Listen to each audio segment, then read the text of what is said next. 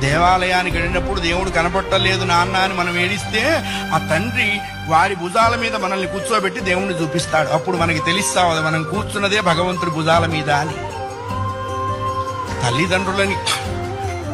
తల్లిదండ్రులకి గుళ్ళు కట్టించక్కర్లేదు. కట్టించిన గుళ్ళ ముందు వాళ్ళని కూర్చోబెట్టకుండా ఉంటే చాలు. అది నేర్చుకోవాలి. మనం బ్రతికుండగా వాళ్ళ అనాథాశ్రమాల్లో ఉండటం ఏంటండి? ఇంకంతకంటే పాపం ఏదైనా ఉందా? కాశీలో యజ్ఞం చేస్తే వస్తుందా? రామేశ్వరంలో అన్నదానం చేస్తే వస్తుందా? జన్మనిచ్చిన తల్లిదండ్రుల ప్రధానము. వాళ్ళని నువ్వే సేవించాలి. భగవంతుని సేవించకపోయినా నష్టం లేదు, బోల్డు మంది ఉన్నారు.